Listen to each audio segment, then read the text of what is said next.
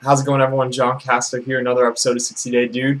Day 14's all done in the books. Just want to give you a quick update on that. Went smooth as anything, no issues. I even went out again, which seems to happen a lot more often than not while I'm doing this. And I didn't touch liquor, alcohol, or any soda or anything like that. So I'm on track. Weight loss is still coming. I'm actually down about 10 pounds by now, which is pretty crazy because I really, once again, didn't have that much to lose.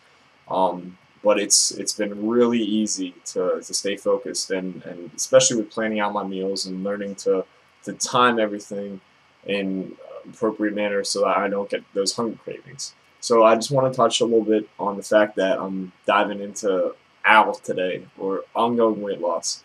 So if you're wondering what that is, it's the next phase of the Atkins diet where you're going to now that your mind's prepared and your body's in that state of lipolysis where you're using primarily fat, you're going to focus all your efforts on building up the level of carbohydrate intake until you get to a point where your weight loss continues, tapers off a little bit, but you're basically trying to find what Atkins describes as the CCLL, which is the critical carbohydrate level for losing. Now, once you hit this, that's when you transition to the next phase, which we'll talk about in a little bit. But in the meantime, I want to say what it does is you add 5 carbohydrates every week until you find that threshold where the weight loss gets kind of level. So just a maximum of 5 carbohydrates. Now, in his book, Dr. Atkins' New Diet Revolution, which is a bit old, which I've been following and educating myself primarily with, he talks about half the chapter of ongoing weight loss on setting a specific goal, which I completely agree with, because without a goal, you're just aimlessly losing weight in no direction or purpose. So once you establish that, then you set your carbohydrates for the week. But here's where it gets cool. You start climbing up what's called the carbohydrate intake ladder, and that starts adding in different types of carbohydrates that you haven't been taking in, which is awesome because I love salad and vegetables, but meats and veggies just doesn't really do for me after 2 weeks of it. So just give you a little idea of what's on the ladder. It starts with more salad and other vegetables, fresh cheeses, which you've been taking in, seeds and nuts, which is awesome, peanuts, almonds, a couple other options.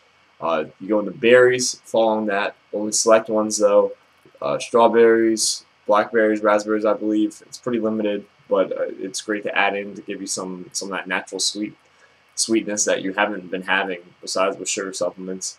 You can start adding in wine and other spirits, low in carbohydrates, which I'll talk about in a later session, more on alcohol intake, legumes, more fruits are added in over time, and then starchy vegetables along with whole grains. So those are your 9 ladder steps that you have to climb as you go through ongoing weight loss in pursuit of the CCLL, critical carbohydrate level for losing.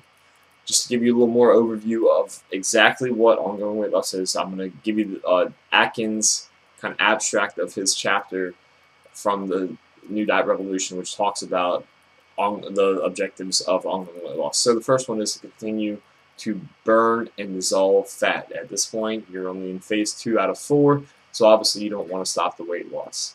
Next is to maintain control of your appetite sufficiently to control cravings. This is absolutely true, and at this point, you should be pretty disciplined if you were successful with the induction phase. Third, you need to learn your threshold level of carbohydrate consumption, which will allow you to continue to lose weight, right? What's the point of continuing this if you're going to start gaining weight? Doesn't make sense. So perfect. Eat a broader range of healthy foods, selecting those that you enjoy most. In the chapter, Atkins really pushes that this is all about choice in this phase of the Atkins diet, which is completely true because for me, I love eating fruits and nuts, and being deprived of that for the past 2 weeks wasn't exactly my favorite thing about Atkins so far. Last 2 things: learn to make the most nutrient choice among carbohydrate foods. You should be educating yourself throughout this whole process, and whether you like it or not, I'm sure you've learned at least 1 or 2 things you didn't know before about carbohydrates and the different types. Last, deliberately slow your rate of weight loss in order to lay the groundwork for permanent weight management. This goes more in the reiteration throughout the Phase 3 and Phase 4, but either way, ongoing weight loss is a more adjusted, customized version of the induction phase where you should still see weight loss. So I wish you best of luck if you're with me, or if you have already passed this, or if you're about to begin. You're going to see firsthand. I'm also going to post a picture of myself and how much weight loss progress I've made